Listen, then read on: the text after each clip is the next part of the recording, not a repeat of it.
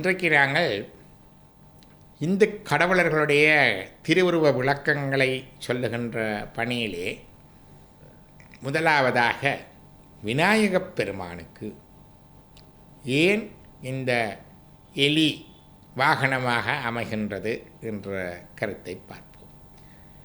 எங்கள் எல்லாருக்கும் தெரியும், விநாயகப் பெருமான் யானை முகம், பேழை வயிறு கொண்டவர், பெருத்த உருவமுடையவர். வக்ரதுண்ட மகாகாய என்று விநாயகருடைய தியான சுலோகம் சொல்லும். மகாகாய என்றால் பெருத்த உடம்பு. அந்த பெருத்த பிள்ளையார் ஒரு சிறிய எலி, அதுவும் உண்மையாக சொல்லுவார்கள் அது மூஞ்சுரு, அந்த மூஞ்சுரு வகையைச் சேர்ந்த அந்த எலியிலே அமர்ந்திருக்கின்றார். அப்போது பிள்ளைகள் கேட்பார்கள், இந்த மூஞ்சுரு இவ்வளவு விநாயகரை சுமக்கிற அளவுக்கு பெரியதா, வலிமையுடையதா, அல்லது விநாயகர் இந்த மூஞ்சுருவை சுமக்கிற அளவுக்கு சிறியவரா? விநாயகர் பெரியவர், பெரிய உருவமுடையவர், பெரிய வயிறுடையவர். அண்டசராசரங்கள் எல்லாவற்றையும் தன் வயிற்றில் அடக்குவதால் அவருக்கு பேழை வயிறு. ஓம் என்ற பிரணவ மந்திரம் அதுதான் முதலில் தோன்றியது, த காஸ்மிக் சவுண்ட். ஆனபடினாலே அவர் ஓம் என்ற பிரணவ மந்திரத்தின் தமிழ் எழுத்து வடிவமாகிய யானை முகத்தை உடையவர். அந்த முகத்திலே பார்த்தால் காது மிக பெரியது, வாயை காண முடியாது, நான்ற வாய் என்று சொல்லுவார்கள், தும்பிக்கைக்கு பின்னால் இருக்கும்.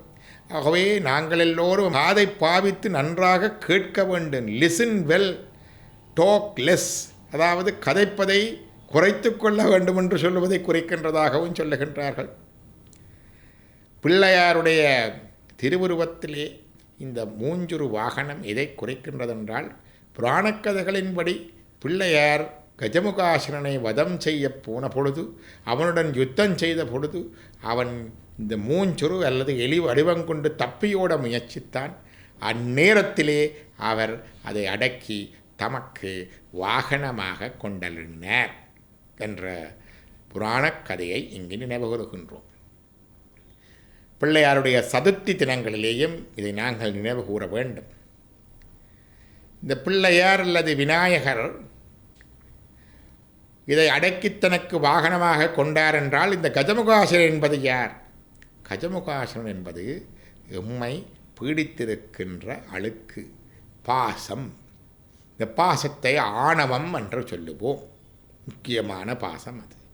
எல்லா சமயங்களும் கூறுகின்றன, இறைவனை உயிரிடமிருந்து பிரித்து ஏதோ ஒன்று இருக்கின்றது என்று.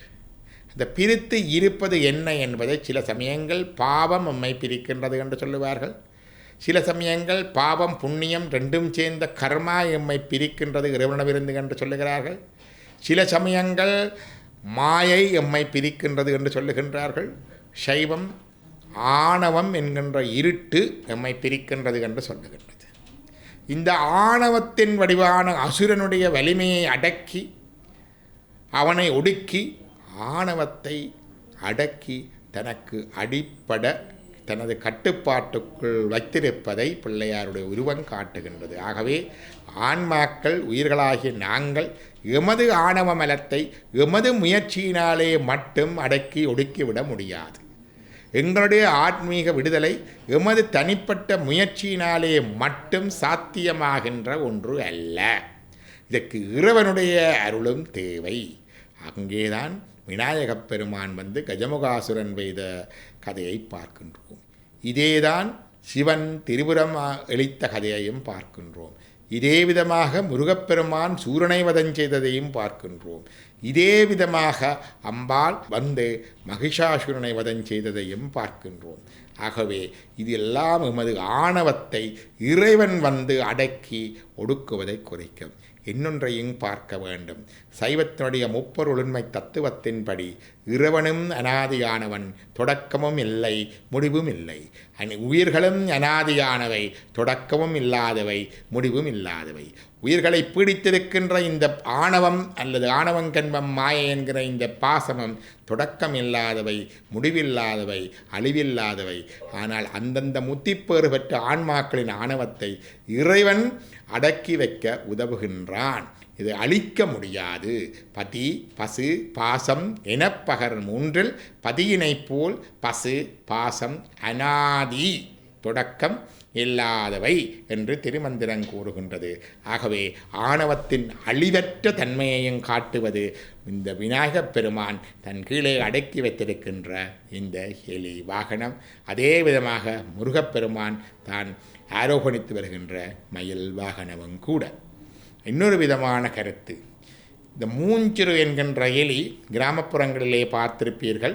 இந்த மூஞ்சிறு என்கின்ற எலி அசைந்து போகின்ற பொழுது மெதுவாக அசைந்து சுறுசுறுவண்டு வளைந்து வளைந்து போகும். ஒரு சில செகண்ட்கள் தரித்து நிற்கும், பிறகு திருப்பி மீண்டும் அசைந்து சில அடிகள் அசையும், பிறகு தரித்து நிற்கும், பிறகு திருப்பி அசையும். இந்த சுறுசுறுவென்று அசைந்து போவது நிற்பது, பிறகு சுறுசுறுவென்று அசைந்து போவது நிற்பது, இவ்விதமாகத்தான் எமது குண்டலினி சக்தியும் செயற்படுகின்றது.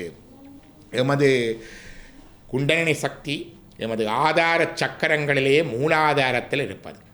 எமது மனித உடலிலே 6 ஆதார சக்கரங்கள் உள்ளன. மூலாதாரம், சுவாதிஷ்டானம், மணிபூரகம், அநாகதம், விசுத்தி, ஆக்ஞை என்பனவா. இந்த 6 சக்கரங்களையும் நாங்கள் அறுத்து கீறி காட்ட முடியாது. 6 சக்கரங்களையும் ஸ்கேன் பண்ணி படம் பிடித்து காட்ட முடியாது. சுத்தமாயா தத்துவங்கள் எமது பிரதகுமாயா கருவிகரணங்களினால் பகுத்தறிய முடியாதவை. இதிலே மூலாதாரம் என்பது எமது குதத்துக்கும் சனன அங்கத்துக்கும் இடைப்பட்ட பகுதி, அதைத்தான் மூலப்பகுதி என்று சொல்லுவார்கள். அந்த பகுதியிலே இருக்கின்ற சக்கரம் மூலாதார சக்கரம். இது முக்கோண வடிவானது என்று யோக நூல்கள் சொல்லுகின்றன.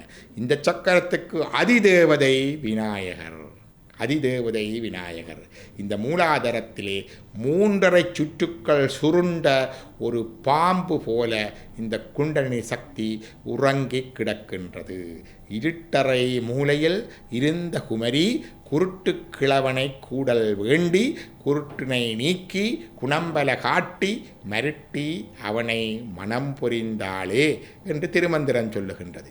இந்த 3.5 சுற்று நிலை ஒருங்கி கிடக்கின்ற இந்த குண்டலினி சக்தியை அதற்குரிய மந்திரம் என்கிற பிரணவ மந்திரம் ஓம் என்ற மந்திரத்தை ஜபித்து விநாயக தியானத்துடன் தொடர்ந்து ஜபித்து வர குண்டலினி சக்தி மேல் எழும்பும். மேலெழுகின்ற பொழுது நடுவிலே காணப்படுகின்ற நாடிகள், எமது உடலிலே நடுவிலே காணப்படுகின்ற நாடிகள், இவற்றையும் பகுத்தறிய முடியாது. இடது பக்கம் இடகலை, வலது பக்கம் பிங்களை, நடுவிலே சுழுமுனை. மூச்சு பயிற்சியினூடாக இந்த நாடிகளுள்ள அடைப்புகளை நீக்கி நாடி சுத்தி செய்து இந்த மந்திர ஜபத்தினூடாக விநாயக தியானத்தினூடாக அங்கிருக்கின்ற குண்டலினியை அருட்டி மேலே எழுப்ப மூலாதாரத்தின் 3 கனலை காலால் எழுப்பும் கருத்தறிவித்தே என்று விநாயகர் அகவலிலே ஔவையார் சொல்லுவார். கால் என்பது காற்று, மூச்சு பயிற்சி, பிராணாயாமம் தேவை, விநாயகர் தியானம் தேவை, ஓமன்ற பிரணவ மந்திரத்தின் உச்சாடனம் தேவை. இதை செய்து கொண்டு வர இந்த குண்டலினி சக்தி நடுவிலே உள்ள சுழுமுனை நாடியினூடாக மேலெழுந்து போகின்ற பொழுது எப்படி ஒரு மூஞ்சுரு அசைந்து போகின்றதோ, சில தூரங்கள் அசைந்து பிறகு நின்று பிறகு அசைந்து நின்று போகின்றதோ, அதே விதமான அசைவுடன் இந்த குண்டலினி செல்லுகின்றது. யோகிகள் இதை உணர்வார்கள். ஆனபடியினாலேயும் விநாயகருக்கு இந்த மூஞ்சுரு வாகனம் அமைந்தது என்பதை கூறி விநாயக சதுர்த்தியிலும் விநாயகருடைய வழிபாடு தினங்களிலும் உண்மைகளை நினைவு கூர்ந்து எல்லாம் வல்ல விநாயகப் பெருமான் முதல் தோன்றிய பிரணவ மந்திரம் தோன்றியது காஸ்மிக் சவுண்ட் ஆனபடினாலே முதல் வணக்கம் அவருக்கு என்பதையும் நினைவு கூர்ந்து இந்த விளக்கத்தை நிறைவு செய்கின்றேன்.